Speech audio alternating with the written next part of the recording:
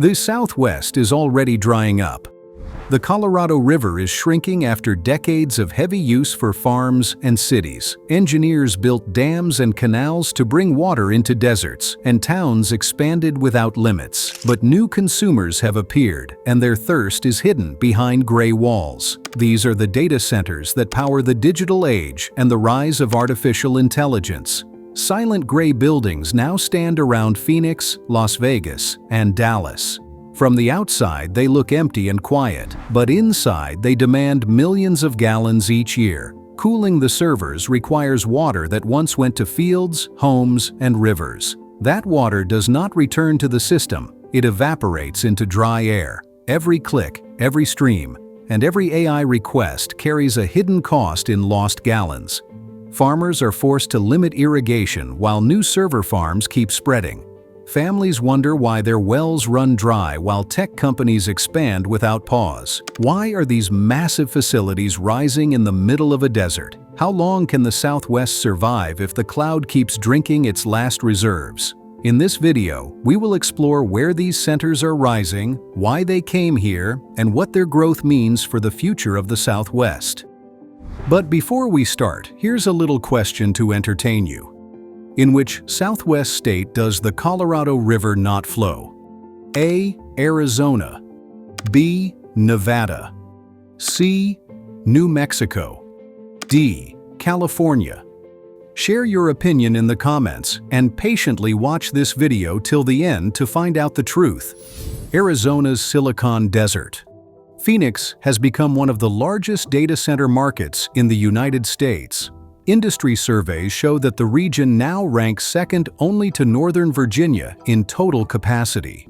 More than 100 facilities already operate across the metro area, with massive campuses spreading into Mesa, Chandler, and Glendale. Analysts estimate that the total power supply dedicated to these buildings already exceeds 1.3 gigawatts. That is enough electricity to serve more than 1 million homes, yet most of it goes into server halls hidden inside windowless walls.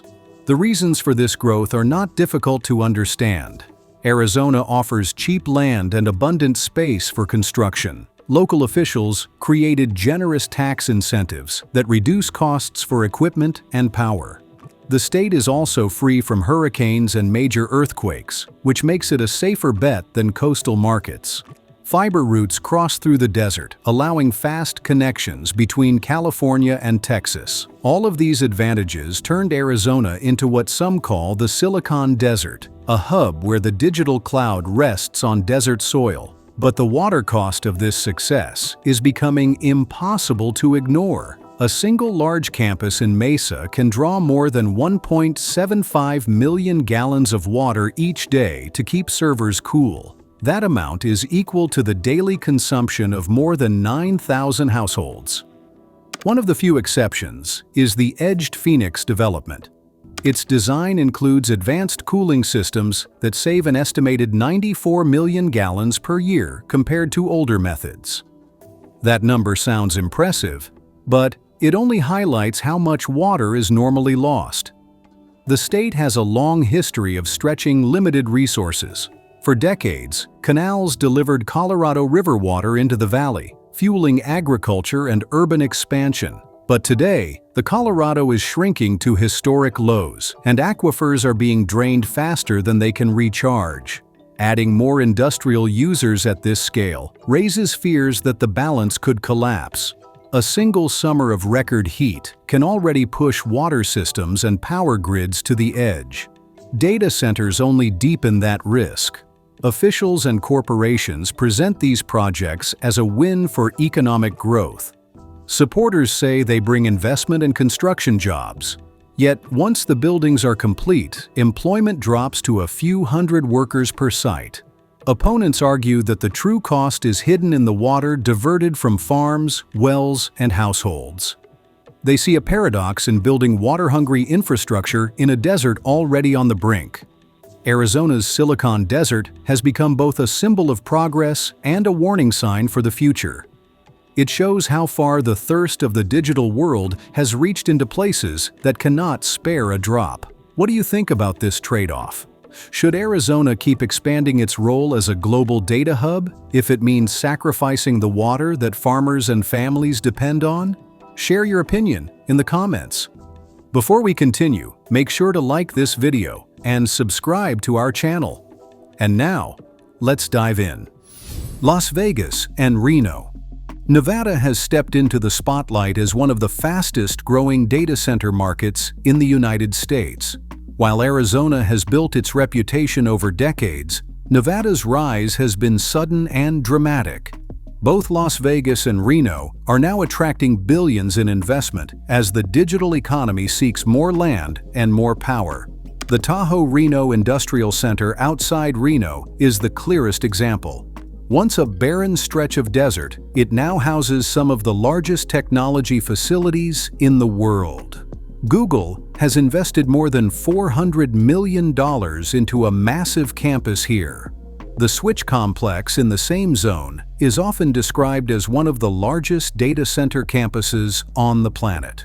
Together, these sites have transformed Reno from a quiet regional city into a critical node of the global cloud. Las Vegas has joined the race as well. Known for its casinos and neon lights, the city now promotes itself as a digital hub. Google built a large data center on the edge of the valley to serve Western markets. Local officials highlight new construction as proof that Las Vegas is more than a tourist economy. Behind the branding lies the same challenge faced in Arizona. Cooling servers in the desert consume staggering volumes of water. Forecasts show that Nevada's data center market could expand by nearly 1,000% within a decade. Analysts note that this growth could create an energy demand equal to more than 3 million homes. That scale of consumption is possible only with heavy withdrawals from limited desert resources. While residents are told to cut back on water use and restrict outdoor landscaping, the server halls continue to expand their draw. Critics ask whether the benefits are worth the cost. Construction provides jobs, but long-term employment remains low compared to the scale of investment. The economic incentives offered by Nevada include generous tax breaks and reduced utility rates. These savings lower costs for corporations, but the water bill is effectively paid by the public. As aquifers shrink and the Colorado River allocation tightens, every gallon spent on cooling becomes a point of contention. Reno and Las Vegas now stand at the center of a paradox. Their deserts were never meant to support this kind of hidden industry, yet the global digital cloud has chosen them as hosts. The water and power required to maintain these facilities could rival the needs of entire cities. The question is obvious. Should Nevada continue to pursue growth as a data hub if it means diverting resources from people and farms? Tell us what you think in the comments. Our team needs your help. Subscribe to our channel to help more people learn the truth about current events. And now, we move on. The fragile giant.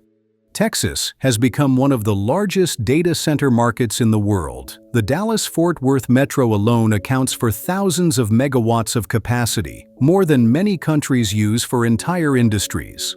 San Antonio and Austin have joined the surge, offering land, power, and tax breaks to global tech giants. Industry reports show that Texas hosts more than 4.3 gigawatts of data center capacity, enough to power nearly 4 million homes. Major players continue to invest billions in the state. Microsoft has built sprawling campuses near San Antonio. Oracle, OpenAI, and SoftBank announced the Stargate project, a huge artificial intelligence hub planned in Abilene. Companies see Texas as the future of cloud and AI because of its central location, large energy grid, and business-friendly laws. On paper, the state looks like a perfect match for the demands of global technology. But Texas also carries a fragile side. In February 2021, a massive blackout left millions of people without heat or power for days. The event revealed just how unstable the state grid can be during stress. Experts warn that adding enormous data centers into the system only raises the risk of future failures. Every new facility ties its survival to a grid that has already collapsed once under pressure. water adds another layer of concern. Near San Antonio, new Microsoft facilities have permits to draw millions of gallons annually for cooling. Local reports say some sites could consume more water than small towns. San Antonio residents already face restrictions during dry summers, yet the server farms continue to grow. Once again, water lost to cooling evaporates and cannot be reused. The contradiction between high-tech growth and basic resource limits is hard to ignore. The broader water crisis in Texas makes this even more troubling. Decades of fracking have already drained aquifers across West Texas, leaving wells dry and communities scrambling for supply. At the same time, the state population has surged past 30 million, adding new demand on every river and reservoir. Adding massive data centers on top of this system stretches it close to the breaking point. Supporters of the industry argue that Texas must lead in technology to remain competitive. They say the projects bring jobs, prestige, and long-term growth. Critics counter that finished sites employ only a few hundred workers, and the tax benefits often outweigh the revenue gained. They point to the long-term costs of draining aquifers and stressing the fragile grid. What looks like progress in the short term could become a crisis in the decades ahead.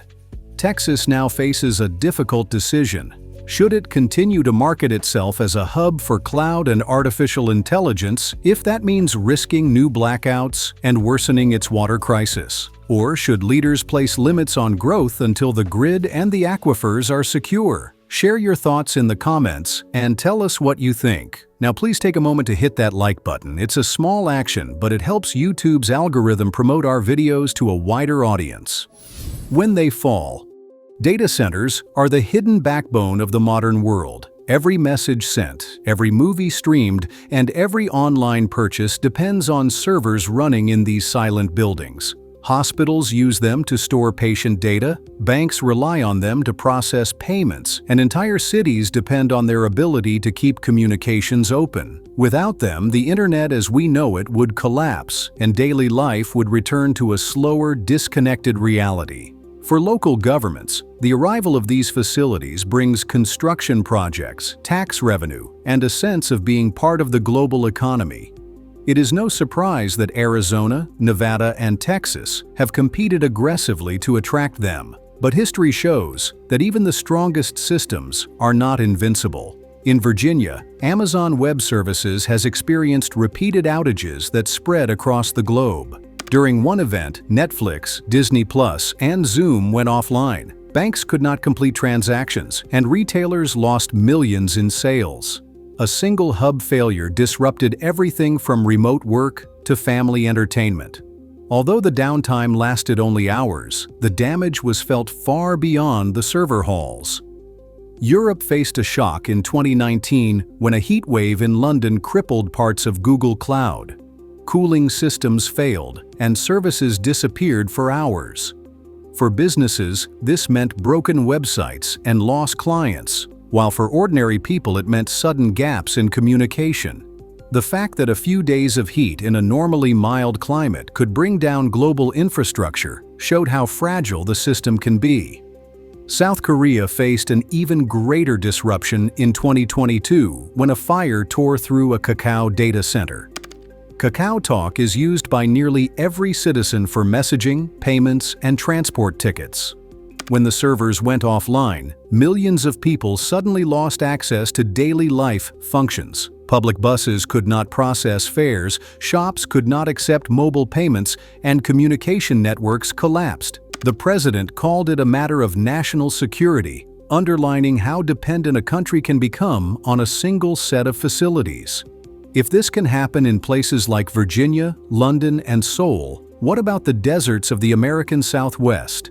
Arizona and Nevada endure record-breaking heat each summer, while Texas has already seen its grid collapse during winter storms. Data centers in these states depend on continuous cooling and reliable power. If a facility loses those even for a short time, the combination of extreme heat and limited water could turn a technical problem into a regional crisis. Data centers provide enormous value, but history proves they are not unbreakable. What would happen if a major outage struck Phoenix or Las Vegas in the middle of summer? Could cities that depend on the cloud survive without it, even for a day? Share your thoughts and let us know in the comments. Share this video on X and Facebook to help us grow. Every share counts. AI's thirst. Artificial intelligence is often presented as the next great leap for humanity. Companies promise smarter tools, faster decisions, and endless opportunities for growth. Every week, new models are announced, each one larger and more complex than the last. Behind the excitement lies a hidden truth that rarely reaches the public. Training and operating these systems requires staggering amounts of electricity and water. The servers that host them generate enormous heat, and the cooling towers that keep them running quietly consume millions of gallons. Studies of recent large language models give a sense of scale. Training GPT-3 required hundreds of high-powered graphics processors running for weeks. Researchers estimate that the process consumed nearly 700,000 liters of clean water through indirect cooling demands. That was for a single model, and today companies build far larger systems. GPT-4, Claude, Gemini, and other competitors all demand more. Every upgrade means more water evaporated from towers that stand in the deserts of Arizona, Nevada, and Texas. The numbers inside corporate reports confirm the trend. Microsoft disclosed that its global water use jumped by more than 1/3 in a single year as artificial intelligence expanded across its data centers. Google reported a similar increase, with water consumption rising by more than 20% in 2022. Most of this growth came from facilities in hot and dry regions. When millions of people ask chatbots questions or generate images, the computing happens inside warehouses that depend on continuous cooling. In Arizona, the situation is even sharper. Facilities around Phoenix already draw millions of gallons each day. Adding AI workloads doubles the demand because training runs operate non-stop for weeks. Each new request from a user may seem small, but multiplied across billions of queries, it adds up to volumes of water that could supply towns. In Nevada, the Switch and Google complexes prepare for expanded AI projects that will require additional cooling systems.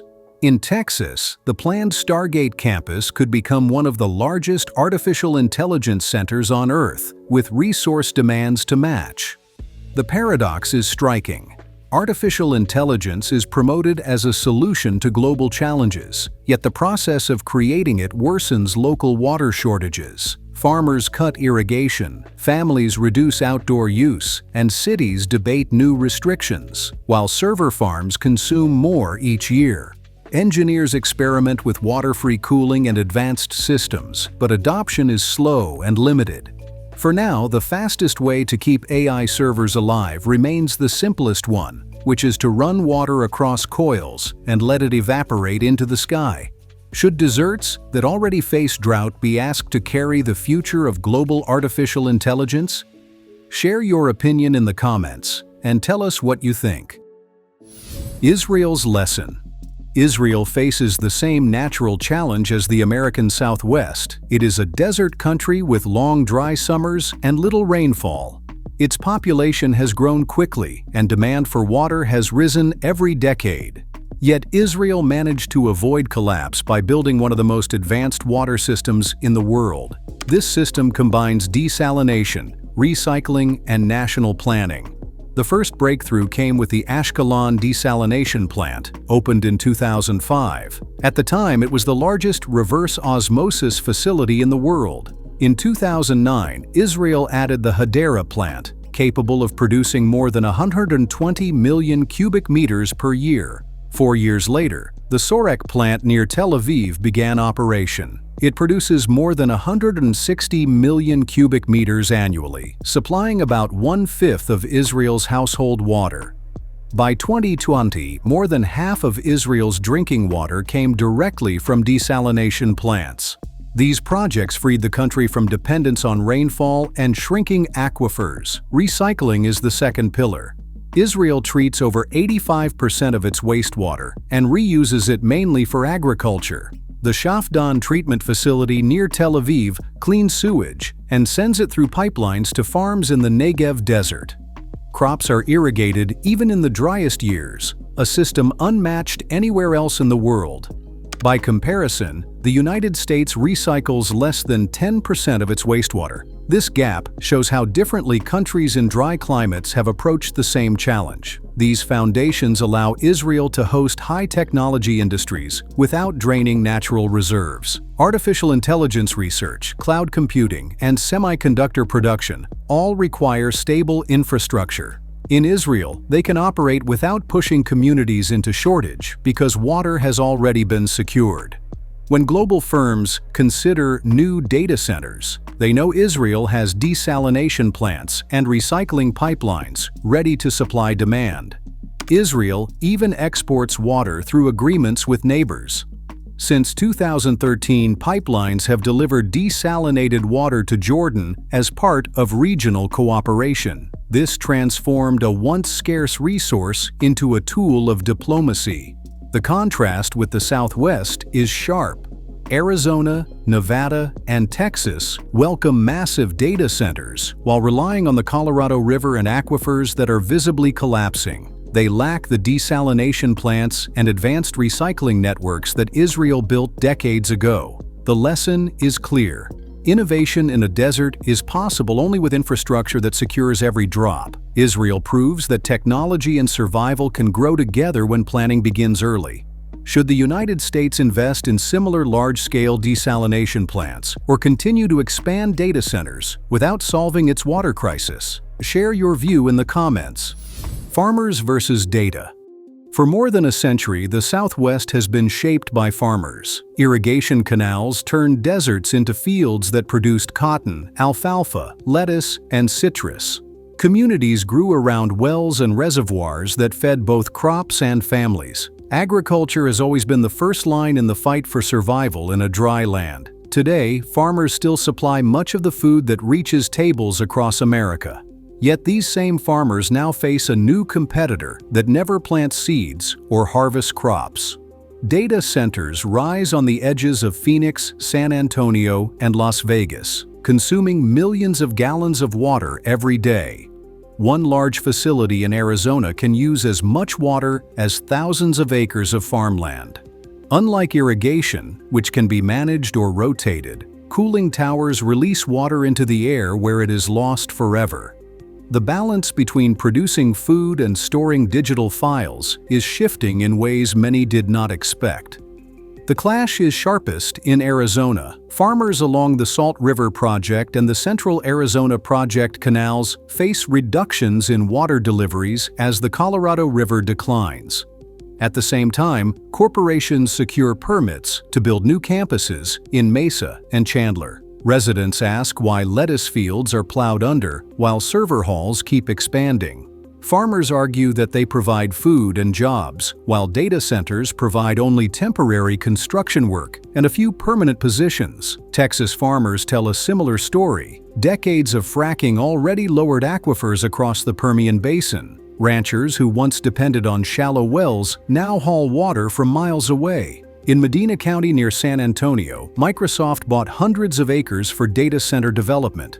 Reports show that the planned campuses could draw millions of gallons annually. Local growers worry that wells will not recover once the withdrawals begin. The idea that cattle and crops must compete with artificial intelligence highlights how distorted priorities have become. Nevada also faces this conflict. Alfalfa farms that once exported hay to Asia are cutting back because of falling allocations from the Colorado River. Yet in Reno and Las Vegas, new data centers rise with state approval and generous tax incentives. Officials promote them as progress, but for farmers, the story looks like history repeating itself. Each new building means fewer gallons left for irrigation and a greater risk of fields going dry. The choice between farms and data is more than symbolic. Food security, rural communities, and traditions are at stake. Replacing crops with server halls may satisfy the global demand for cloud storage, but it leaves local families without livelihoods. Farmers argue that their use of water produces tangible goods, while the use by data centers vanishes into the air without return. The question remains: should scarce water in the Southwest be used to grow food for millions or to cool servers that store digital entertainment and train artificial intelligence? Tell us what you think in the comments. Colorado is over. The Colorado River was once called the lifeline of the American Southwest. It carved canyons, filled reservoirs, and supplied water to more than 40 million people across 7 states. Dams at Hoover and Glen Canyon turned it into a source of power as well as water. For decades, the river made possible the rise of Phoenix, Las Vegas, and countless smaller towns. Without the Colorado, the modern Southwest could not exist. Today, that lifeline is collapsing. Climate records show that the river's flow has fallen by nearly 20% in the past century. Lakes Mead and Powell, the 2 largest reservoirs in the United States, have dropped to historic lows. At several points in recent years, hydropower generation at Hoover Dam came close to shutting down. Satellite photos reveal a shrinking blue line that no longer reaches the sea. What once looked like endless supply now looks like a vanishing dream. The impact spreads across the region. Farmers in Arizona and California have lost long-standing water rights as allocations are cut. Entire irrigation districts face reductions that threaten crops and jobs. Cities including Phoenix, Tucson, and Las Vegas have been forced to consider rationing and tiered restrictions. Small communities that depend on wells connected to the river are already seeing them run dry. Officials warn that some towns may not be sustainable if the decline continues. Into this crisis come new demands from industry. Data centers that line the suburbs of Phoenix and the valleys of Nevada depend on the same Colorado River system. Even if they claim to use recycled water, the scale of their withdrawals adds to the pressure. A single facility can use millions of gallons per day, equal to what entire neighborhoods would need. In a time when every drop is counted, these volumes cannot be ignored. Colorado River politics add another layer. 7 states, tribes, and Mexico all share the water through agreements dating back to 1922. Those compacts were written in an era of higher flows and have become impossible to honor. Negotiations in the past decade have been tense, with lawsuits and emergency deals to prevent collapse. Adding global technology firms to this already fragile balance creates new tensions. Citizens wonder why they are asked to cut consumption while corporations build vast complexes that rely on the same shrinking supply. The phrase "Colorado is over" is no longer just an alarmist slogan. It reflects the reality that the river can no longer serve every demand placed upon it. For farmers, cities, and industries, choices must be made. The cloud may be global, but the water that supports it is not. If the Colorado River fails, the foundations of life in the Southwest will fail with it. What do you think about this future? Should the limited flow of the Colorado be prioritized for people and farms, or should data centers continue to expand even as the river dries up? Share your opinion in the comments. New Mexico's shadow hubs.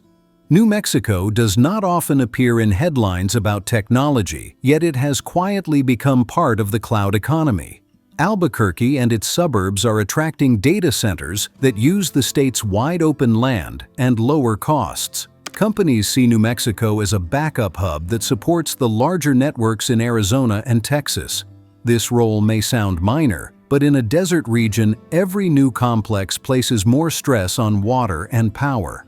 In the past decade, several corporate projects have been announced near Albuquerque. Facebook, now known as Meta, built a massive data center in Los Lunas, about 30 miles south of the city.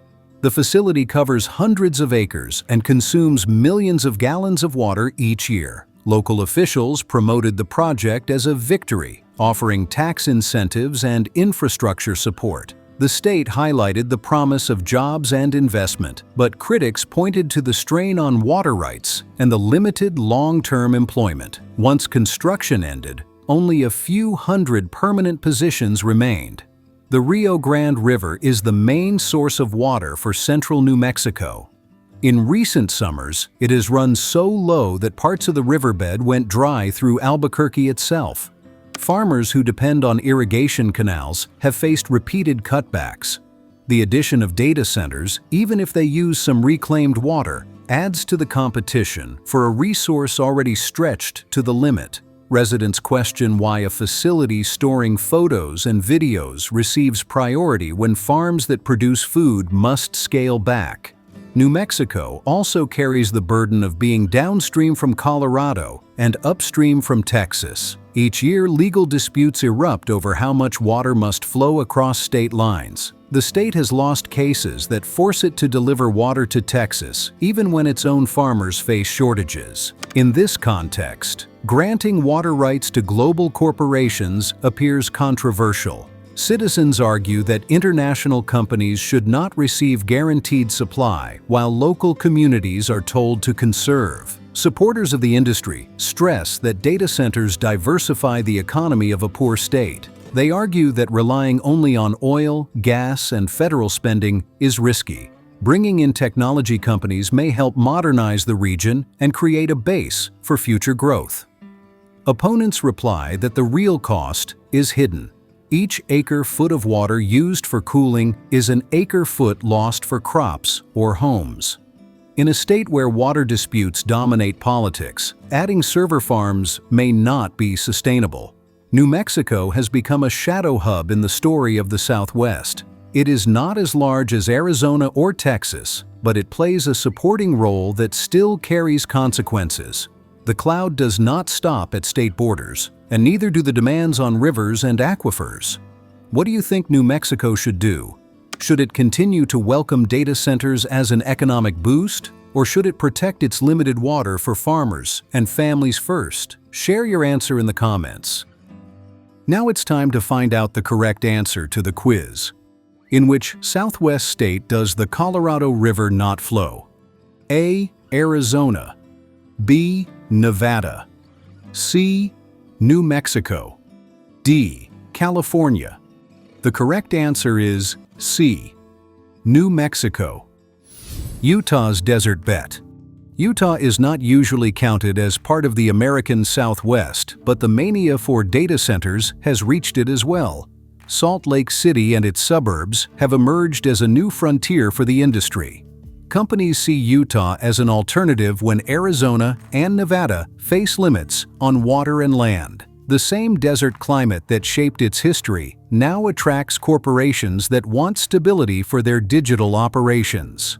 One of the most ambitious projects is the Nova campus in West Jordan, south of Salt Lake City. Built on more than 100 acres, it promotes itself as one of the most advanced data centers in North America. The facility claims to use innovative cooling systems that reduce water consumption compared to traditional methods. Nova markets this as proof that Utah can build data centers without repeating the mistakes of its neighbors. Yet even if water use is lower per unit, the sheer size of the project means that millions of gallons are still needed every year. Other companies are following the same path. Digital Realty and DataBank have expanded in the region, taking advantage of tax incentives and land availability. Local officials promote these projects as signs that Utah is becoming part of the global cloud. For them, each construction project means investment and jobs. For critics, it means adding another heavy demand on aquifers that already support a fast-growing population. Utah's water story is complex. Much of the state depends on snowpack from the Wasatch and Uinta Mountains, which feeds rivers and reservoirs each spring. In recent years, that snowpack has become less reliable, creating stress on municipal supplies. The Great Salt Lake, once a vast inland sea, has shrunk to record lows. Environmental studies warn that exposed lakebed could release toxic dust storms in the future. In this context, new data centers appear as another pressure point on fragile resources. The argument is familiar. Supporters call data centers an investment in the future. They stress that modern designs use less water and more renewable power. Opponents point out that the benefits are limited compared to the scale of consumption. They question whether Utah should add another thirsty industry when its natural foundations are already unstable. Utah shows how far the mania for data centers has spread. Even a state that stands outside the traditional Southwest has been pulled into the race. The digital cloud does not respect geographic borders, but the demands it places on water and land remain local. What do you think Utah should do? Should it follow the path of Arizona and Nevada by betting on massive facilities? Or should it protect its lakes, rivers, and farms before the balance is lost? Share your opinion in the comments. Thank you for exploring the hidden corners of the USA with us. Click on the video you see on the screen to check out other hidden discoveries on our channel.